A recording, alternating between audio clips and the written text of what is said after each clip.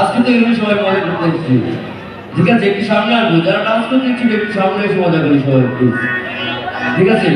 আমি ফারুককে বলবো আসার জন্য, আপনাদের চান্দিনা মজায় ঘুরবো।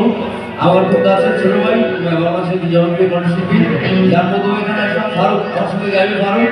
আপনার বললাম